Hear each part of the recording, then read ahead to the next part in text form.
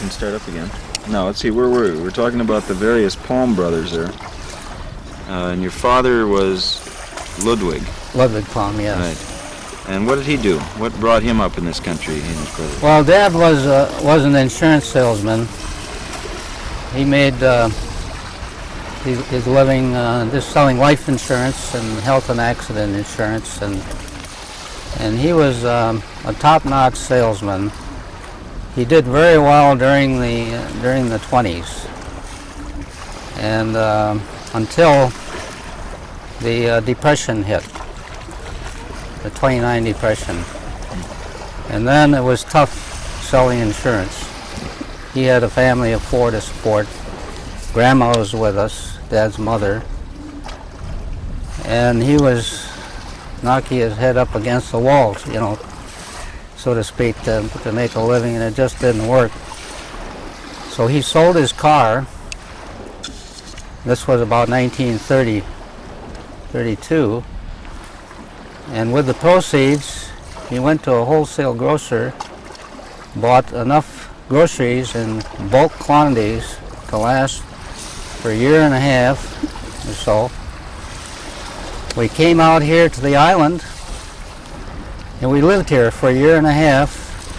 He figured, well, by that time business will be better and he can continue. So we got here in the early spring of that year, and we lived in a little cabin that Mrs. Lawfield rented out to us, just a small little shack. And then in the meantime, we went to the old log cabin and readied it for occupancy. There were some holes between the logs. They had to be chinked, and we got the clay from the bank and made a mortar out of the clay and water, and chinked the logs. And when it was ready, we moved in. We lived there that summer, all the next winter, and all the next summer, the second summer. And we all missed school for 1 year, which was a happy thing for us. At least it didn't bother me. And but then the second year we had to go back to school, and then Dad decided to try his luck again selling.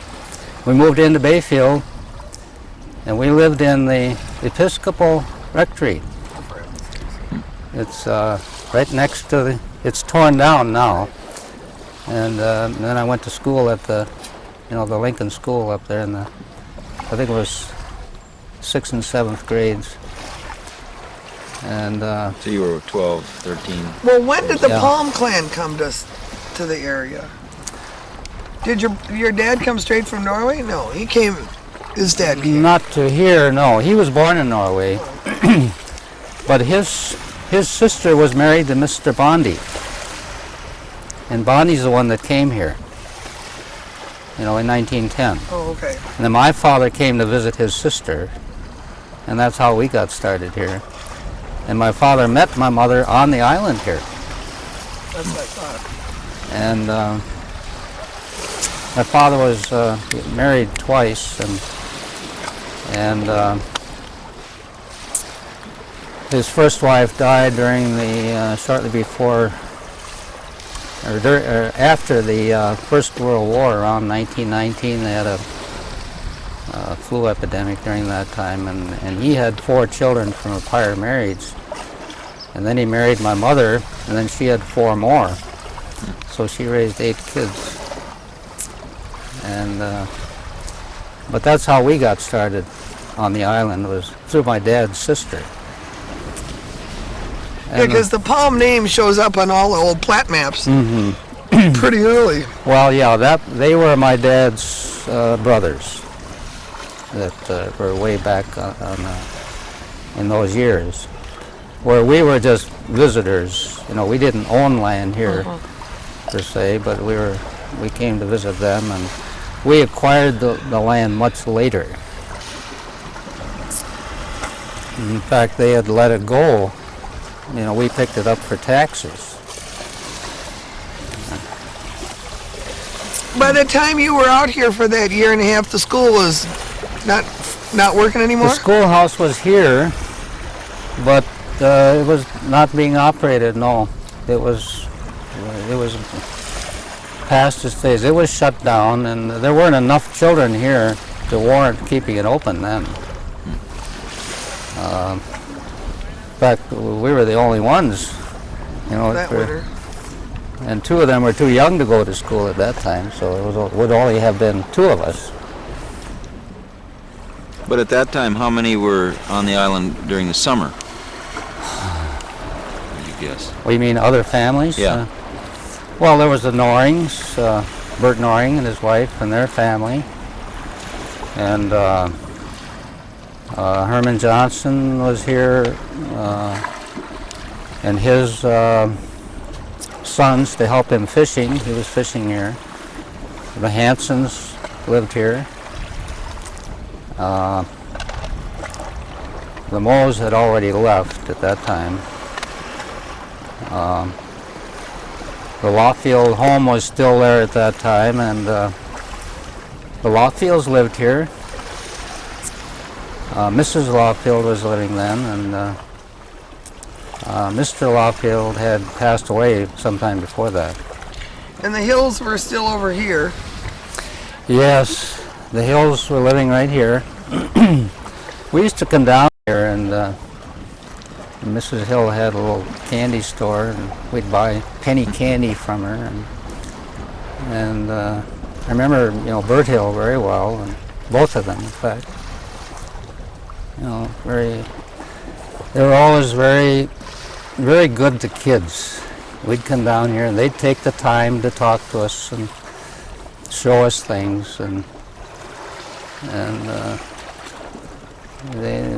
I have very, very good memories of the Hills. But when you were out here, my grandfather got it maybe. that was before my time. Yeah. Yeah. Was Fred here yet? Fred Anderson? Maybe not. Maybe it was the year after you went off the island. Well, Fred Anderson. Fred started in 34, I think, but I'm not positive. Well, when did he come? Well, that's what I'm trying to remember. I think he started in 34. Was it 30? 3, I don't 4. know. The Hills were still here Yeah. at that time. Well, they stayed And until... didn't he buy it from the Hills? Yeah, but Yeah. he'd already bought Camp Stella. Oh, well, I don't know about that. Yeah. That could be. I think it might have been the summer you left the island, though. But Yenches were out here then. Yes. But you might not have known them very well. No, I didn't. No, I didn't know them at all. Do you know when Augut Lawfield brought the square piano out? No, I don't. I keep meaning to find out, because that just I remember the piano. interests me. Yeah. What do you mean the square piano? Oh, a piano just like in my living room. It's a grand, Yeah, a square grand was, It was sitting in a, this cottage all the time I was growing up. a beautiful dying. grand piano. Oh, yeah. A Chickering. Yeah. It had 3 legs. I've got 2 of them. Oh,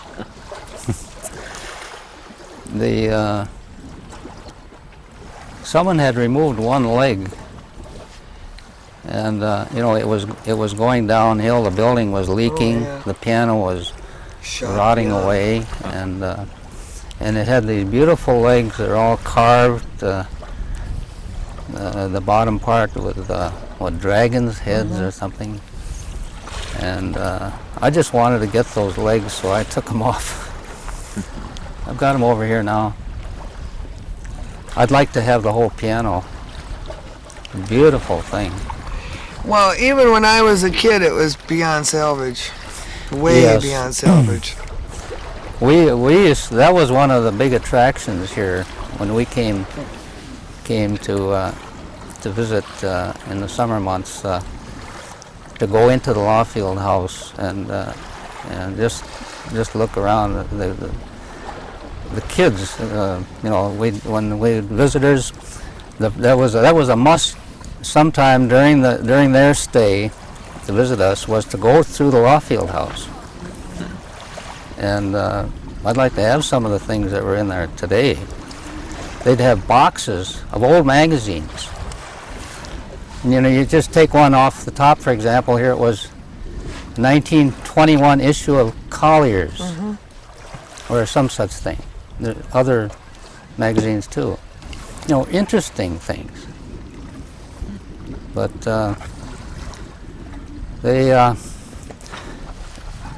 we didn't have the nostalgia in those days.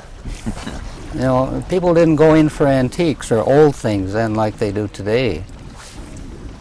And today, something like that would be, you know, in demand. Yeah. How long did your mother stay with the Lewicks? I think that was just temporary. I don't know that she stayed with them. I think it might have been just she probably stayed with the Moes and went over there during the day. Every day? No, not every day, but I don't know how Or often. daily? Wow, that's a hell of a trudge. I really don't know,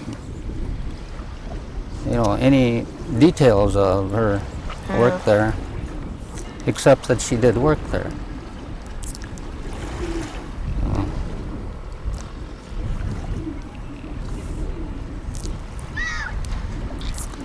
Lewick was the last lighthouse keeper. We have his cap. Emmanuel Lewick. Yeah.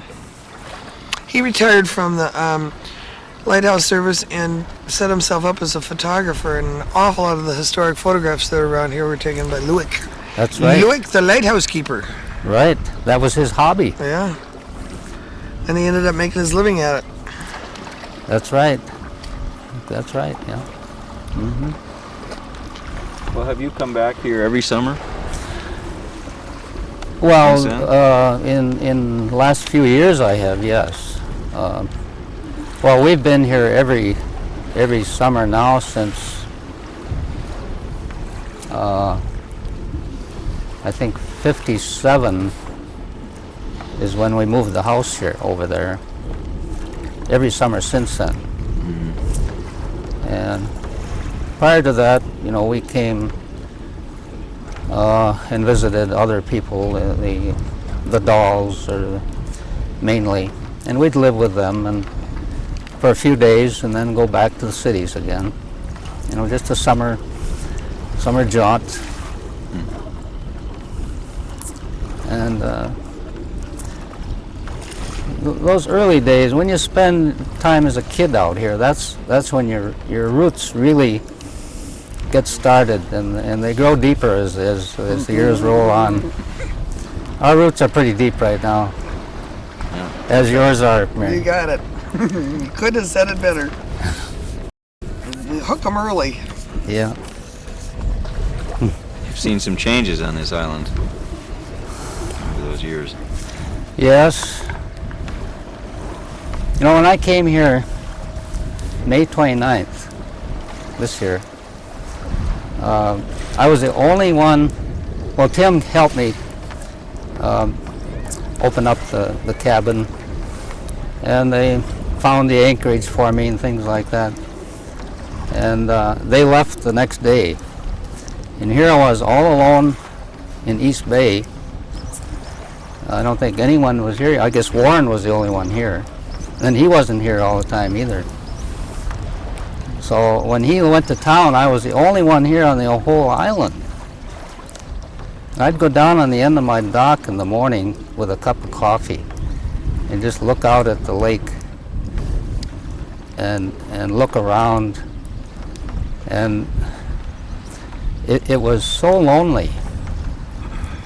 You know, it was just indescribable.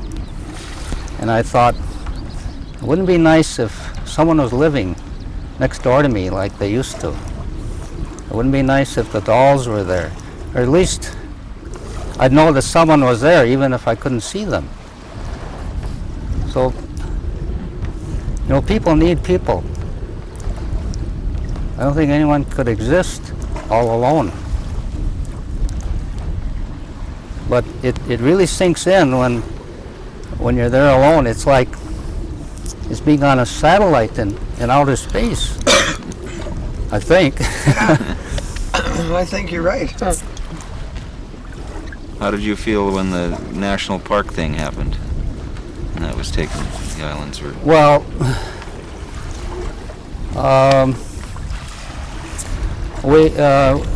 that really has been a cloud over our heads, ever since it happened. I think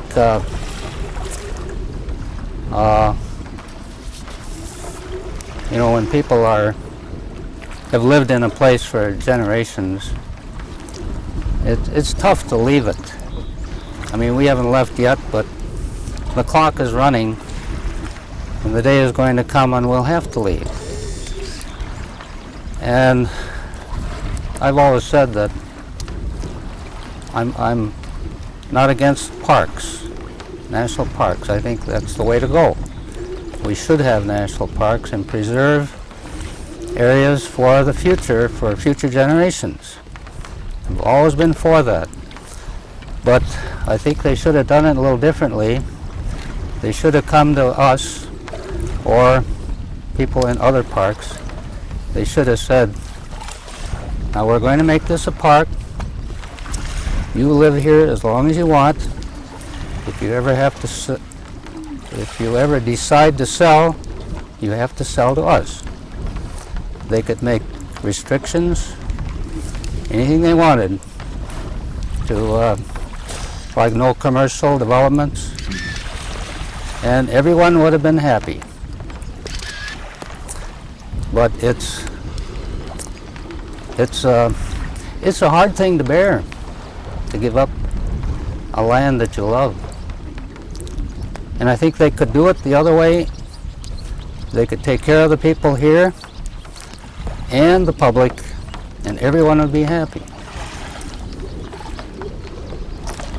But it's not done that way, and I hope someday our Congress will see it differently, and I hope that our representatives and in the Congress will someday maybe acquire the compassion that is needed to do that.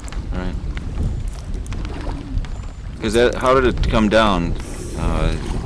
They paid people, they bought people out, as I recall, wasn't that? Well, yes, they gave us options. We elected a 25-year option, and that expires in the year 2000. Mm-hmm. So it seemed like a long time at the beginning, 25 years. Here we are halfway there already. Yeah, you got 12 years left. Right. So it's a hard thing. It's a hard thing to bear. It's What your options were. All right. Really? Okay. Let's see, where were we here? So when you were going through high school, you would come back here every summer though as well? Generally, we'd come out here whenever we had a chance. I was here during high school, briefly. Those are the years when I visited my relatives here. Right. I'd stay maybe overnight or 2 or 3 days and then return. We were living in Superior, Wisconsin then, and also in Minneapolis. Mm-hmm. We were still moving around because of the market conditions for selling insurance. Right. And what when you got out of high school, what did you do then? I went to a business college. Where was that? At Duluth, the Duluth Business University, and then I went to a vocational school, and then I got a job for the Great Northern Railroad in 1941. And I stayed with them until I retired in 1981. 40 years with them. Yes. In the meantime, I transferred to first to Minot, North Dakota, of all places, where I was born for 1 year. Mm-hmm. And then I moved to St. Paul and finished my career there. In St. Paul. Yes. Right. And what was your job? What did you do? I was in the labor relations department for the railroad, and I had various duties there, and I was particularly busy during our merger. There were 4 railroads that merged into Burlington Northern, and That was Great Northern, Northern Pacific.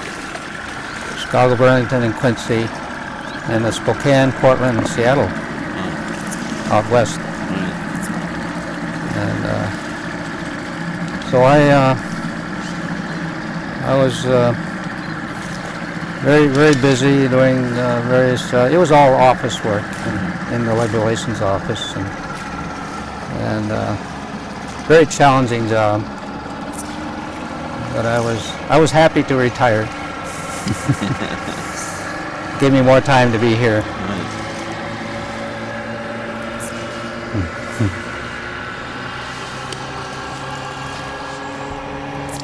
They're off. I don't know where they're going. But I know about the power system. And when did you meet Mary? How old was Mary when you met her? Oh, we go back Oh boy. a ways. I don't remember the year. Well, I Sometime. knew you long before you ever moved. We all knew you before you moved The cabin. Herman over. Johnson's cabin over. Yes. Well, that was 57 Yes. when we moved that. So it was several years before then. Yeah. I don't recall the. Now, you are sort of a short-tail relationship to the Dolls somehow or other. Yes. Well, Carl Dahl was my uncle. By way of... Well, How in the hell did that work? let's see, Carl Dahl and my mother, well, they're half brother and sister. Oh, okay. See, my mother's father was Peter Nelson, and he also was a fisherman in Bayfield. And my mother's mother died when she was very young, under 10 years old, I believe. And then, let's see, Peter Nelson, no, I think it's the other way around. As you can tell, I'm not very, very up to date on this myself, but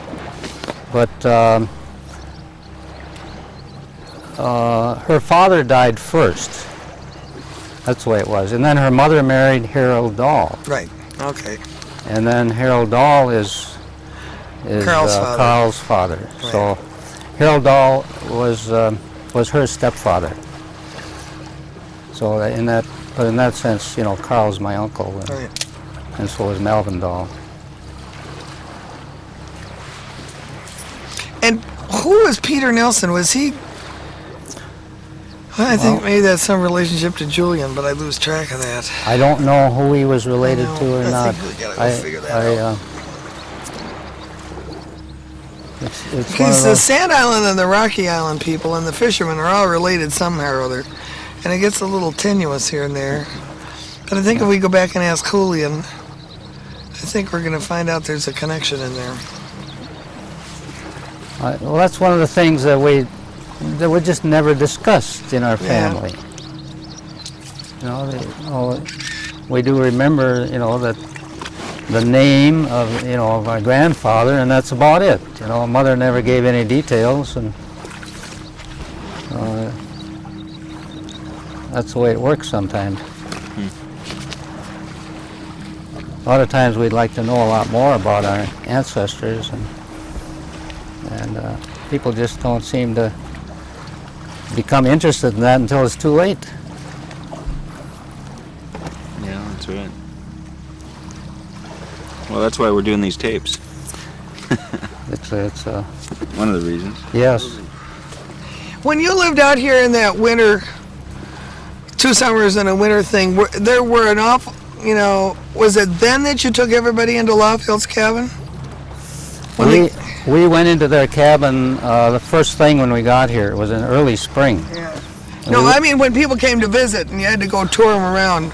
Oh, we didn't have any visitors then. Okay, so it was when he came back again. Yes. You mean when they came to visit us on the island? Yeah, or whenever somebody, I mean, well, in that winter of 30, whatever it was, 32, 33. were many of the families here, was most everything empty and there were houses that were derelict, sort of? No. This was quite active. The Norings had their farm back in the island, a mile back on that road. There was a county road going back there. In fact, that's where we got all our perishables, like our fresh milk. Norings they were self-sufficient back there. They had the cows, the pigs, the chickens, the horses, and we could get eggs. We'd have one of these shiny pails, gallon pails with a handle on. That was our milk pail. We'd go back and Mrs. Noring would fill it up with the milk. Whole milk, unpasteurized, but and then we'd get eggs and I remember one time Mr. Noring had a big bull and he let it roam the island wherever it wanted to go. It went, and it came down past our place down the road. Maybe it came down here, and it was a mean old thing. And we were afraid of it. And in fact, if we provoked it at all, it would come after us, and then we'd run. And it was a big bull. And that fall, Mr. Noring butchered the bull. And we bought a hind quarter at 10 cents a pound. And Mr. Noring hauled it down on a dray towed by one of his horses. And this was in December, we had no refrigeration, so we had to wait until it would freeze. And then we built a platform out of wood and suspended it from the ceiling with wires, on each corner, out in an unheated shed next to the cabin. And then the hind quarter froze solid there. And whenever we needed meat, we'd have to saw it off, whatever we wanted. And the only thing is, we had to have it all eaten up by spring, which we did. And of course, I had a trap line for rabbits. I snared rabbits that year too. So I added some meat to our fare, and then I had a trap line where I trapped weasels, and I trapped quite a few of them during the winter time, and in the spring. Was there a bounty on those? Well, they were. Not a bounty, but we could sell the fur. Mm. And I skinned the weasels and dried the hides, and I had a nice little pile of beautiful white ermine pelts there in the spring. And I had no idea where to sell them. And I looked through a magazine and there was an ad, we buy furs.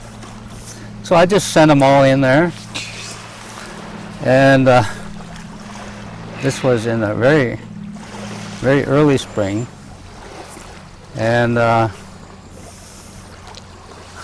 my brother went into town to get the mail sometime after that. And when he returned, why, he said, well, you had a letter from the fur company and had check in it. I think it was like $25, Wow. which for that time, Was a lot of money. was pretty good. And we needed a few things, and Dad didn't have any reserves of any kind. Yeah. And he said, so I signed your name to the check and cashed it, and I bought these groceries that we need. And I forgot now how much change there was.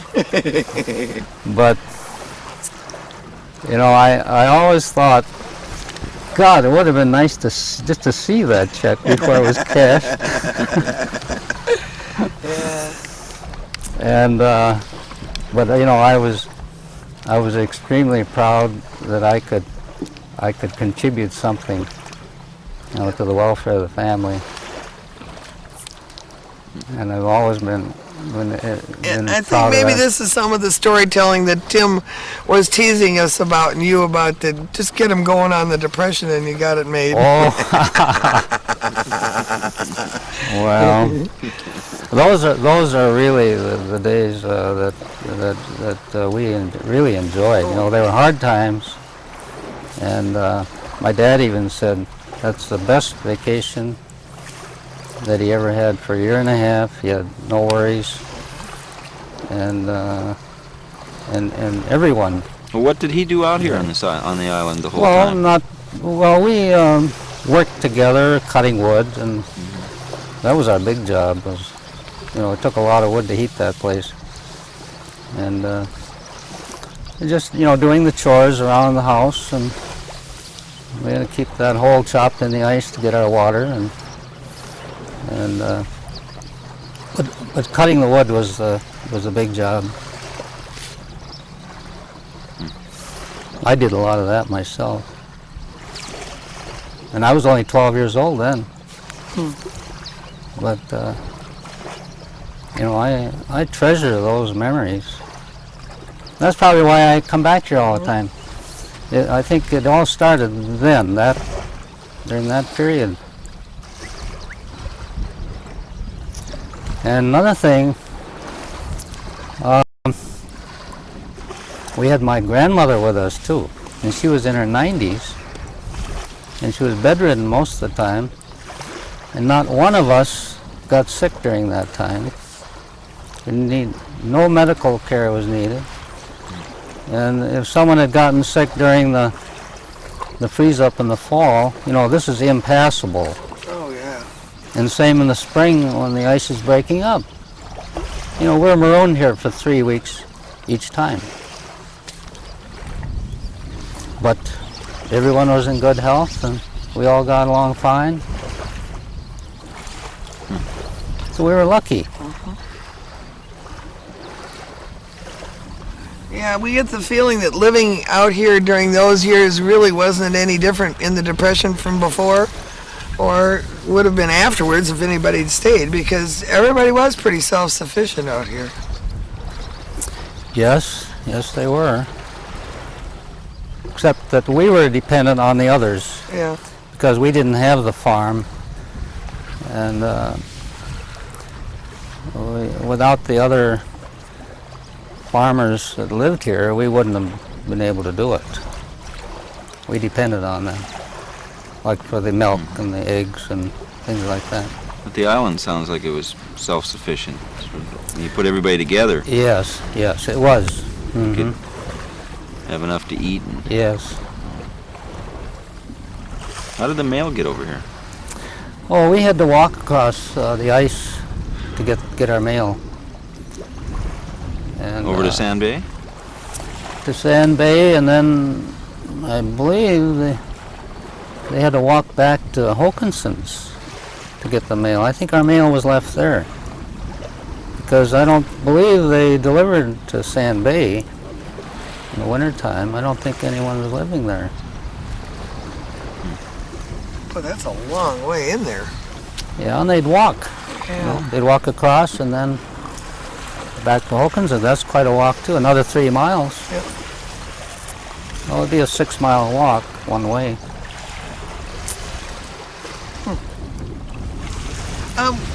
The summer that you were out here, was the Turner coming out, or was it the Apostle Island? The Turner. Yeah, it came here, I think it was 3 times a week. Monday, Wednesday, and Friday, I believe. And that brought our mail here during the summertime. And they'd come around to collect the fish from the fishermen. Johnsons and Hansons and Norings, all 3 of them, would have their fish ready to be picked up. And whose boat was that? the Turner? Yeah. I think it was owned by Booth Fisheries. Mr. Walsted was the manager of that place at that time. What kind of a boat? Oh, it was a large. I'm not sure just how long was the Turner? Do you remember that? No, the one that I knew was the Apostle Island. Yeah, that came afterward. Yeah. Thank you. It's a great Warren Yench I'll wonder just- there. I'll just put it over here like that. Okay. No, I only remember the Apostle Island, and it must have been 50 or 60 feet long. I think the Turner was approximately the same size, but it I was think wood. so. And the Turner was metal. But it used to come quite often, and they would have passengers aboard too that would make the trip with them, just to observe how they collected the fish, and we'd collect our mail. And we used to look at the point. You could see it coming around the point at a certain time. Usually, it was in sometime around noon. Yep. And everyone would go down, be at the dock when it arrived. That was a social event of the island when the Turner came. Got it. It was when the Apostle Island came too. Yeah. Civilization comes to the island. Yeah. Yes. Tip chain.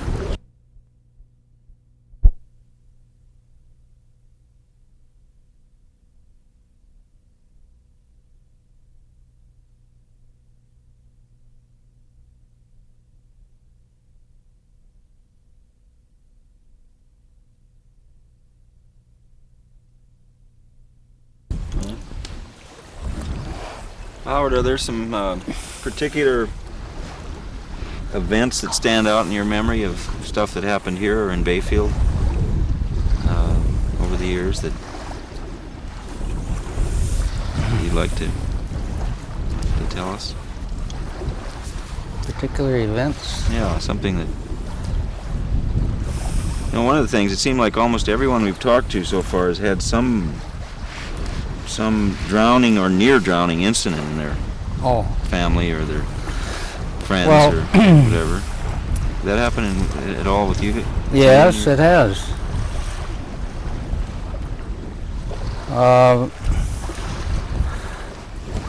Some years ago, I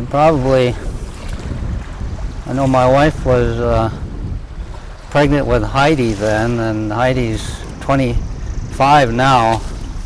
So this was 25 years ago or 26 years ago. And it was a beautiful day here, sunny, warm like it was here earlier today. And we decided we'd go to York Island for a picnic. And I towed along a small wooden skiff that we had, because I was building a dock then, as usual, as I'm always doing.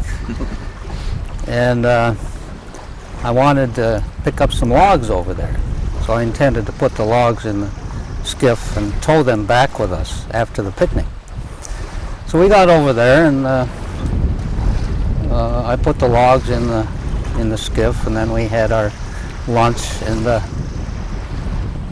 the sky started to get black, something like earlier today, and only a lot worse. and suddenly the wind started blowing pretty bad, and I said, we better get going. So we packed everything in a hurry, and we all got in the boat, and this was on the other side of York Island now at the beach. Now, where's York Island here? That's the first island there. And so we got in the boat and headed out, towing the other boat filled with logs. And we got around the point, and the wind kept picking up and getting worse. And in the boat was, well, my whole family. There was my wife and myself, and then Michael and Christy and David, and my mother was along. So we had this was I think a 16-foot aluminum boat we had at that time. And it just kept building up and getting worse and worse. The waves were getting bigger, and I started to become a little alarmed, and I told my oldest son Michael to cut the boat loose that we were towing, just let it go. Because, we had to get back. We couldn't be fooling around with that. And suddenly it started raining, and the fog, we were just completely socked in. Our visibility was zero, and the waves just kept getting bigger and bigger. We were down in the in the trough of a wave, and I could look up to the top of it. It was higher than an 8-foot ceiling, and so the waves were at least 8 feet from the trough to the top. And here we were,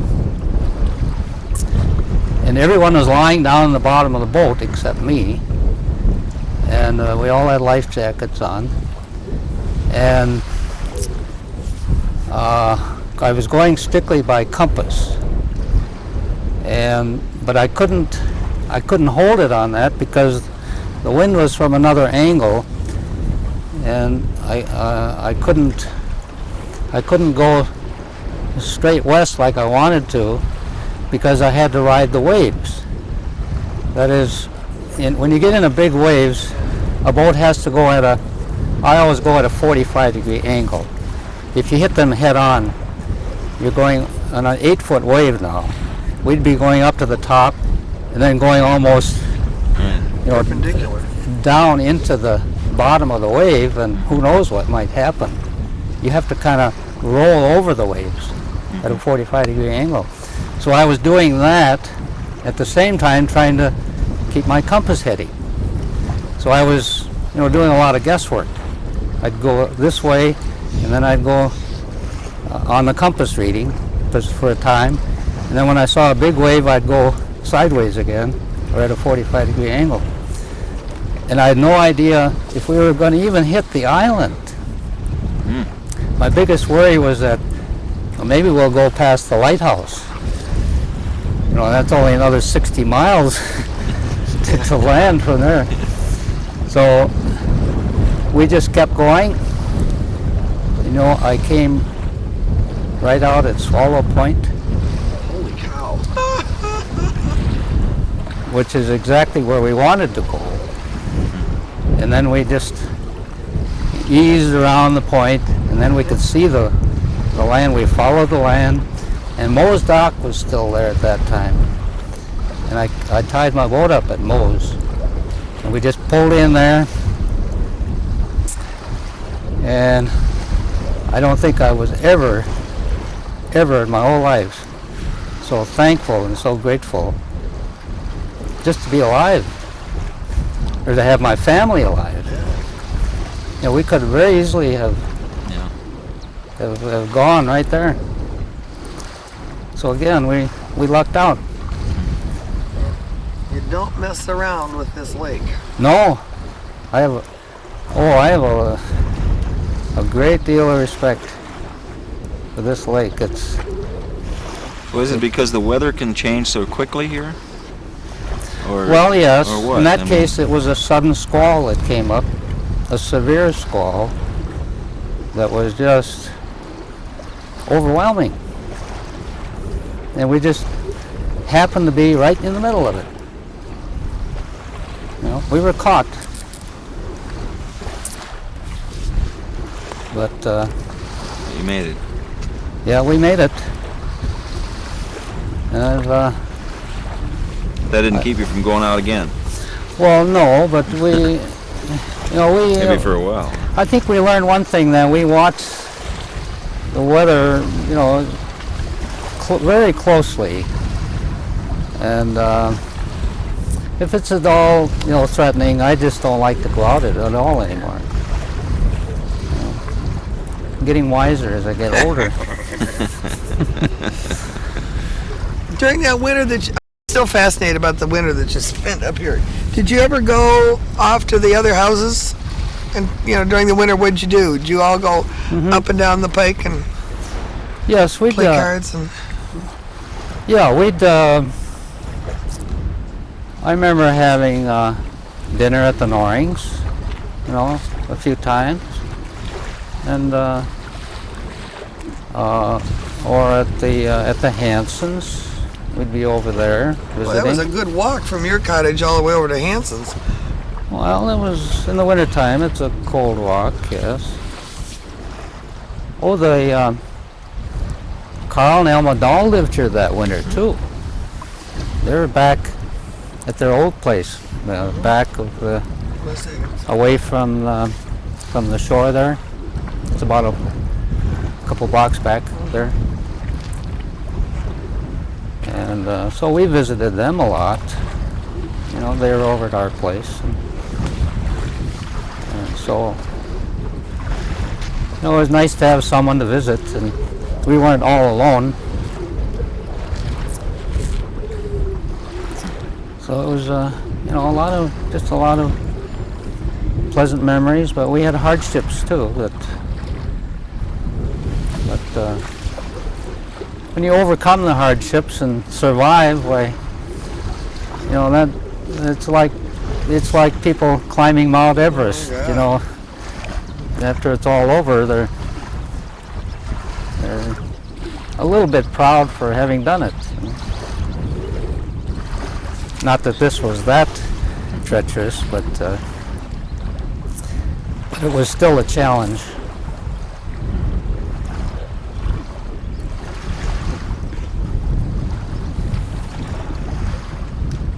Anything else, Mary? Yeah, I'm done. Anything else come to your mind, Howard? That we missed? That you've thought of?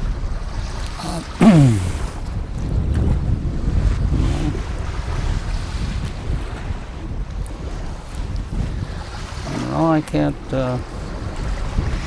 You're talking near disasters or Anything. things like that? Anything. Anything about this place, the island itself, or Bayfield, or any of the people that you were particularly close to? Well, I was involved with this Coast Guard episode. I don't know if you remember that, Mary, where the Coast Guard had the 40-footer at that time, the boat, and we were just on our way back to St. Paul, and it was blowing pretty hard when we left. And here come the Coast Guard with a small boat. And they launched it, and they headed out toward the island. They got out about a block and returned because it was too rough to go any further. So I asked them, well, what was the trouble? He said, well, the 40-footers out there, they were going to put new batteries in the tower, I believe he said. And they went to shore in the dinghy with the batteries, and then the wind came up and wrecked the boat on shore, so they couldn't get back to the ship. And the man on the ship didn't know how to run it. Oh my God. Okay. So that was the problem. So I said, well, I'm just headed for St. Paul, but I'll be glad to take you out there if it'll do any good. So we agreed to that, and he got in the boat, and the two of us headed out. And that, and again, was another storm that kept building up.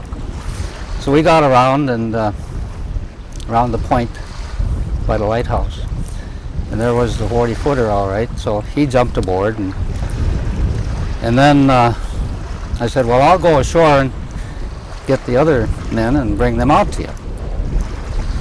Well, I couldn't land by the lighthouse at all. It was from the northeast. So I landed at Lighthouse Bay. And there's a little trail that leads from there up to the lighthouse. So I walked up and I hollered around and made as much noise as I could trying to find the men. They were nowhere around. They disappeared. So I came back to the boat and I says, there's nobody there. And then I couldn't start my boat. I turned it off, while I was out there talking to him. He couldn't start the motor, so he ended up towing me back around this side of the island because of the storm. And we got around the point there, and of course I knew it was hard to even see Hermes, but I told him, where to set his compass readings so that we'd end up at Hermes. And then we got socked in again with rain. We couldn't see anything. And he held it right on that same compass reading. And when you get close to shore, you can hear the echo of the motor against the land. And I said, you better slow her down. We came right out at the dock. We landed, and then we took off for St. Paul. And I didn't hear the rest of the story until I read it in the newspapers. They put out the alert that there were 2 men missing. So the Duluth Coast Guard sent down a helicopter here. And they were flying around the island looking for the men. And they finally spotted them over at the West Bay Lodge. They had tried to get back to East Bay and they went the wrong way. And the jungle. Oh my God. There's no trail around there. They'd walked through that jungle trying to get there, and they finally made it to West Bay, and then they picked them up there. And using the term jungle is absolutely accurate. Yeah. It's so dense in there. It is. You can't see the sky, and if it was cloudy, you'd have absolutely no idea where you're going. That's wild. That is wild. Well, now that the sun's coming out. Now here comes the sun. Yeah. Typical island. Blow in, blow out. Yeah. In a couple hours.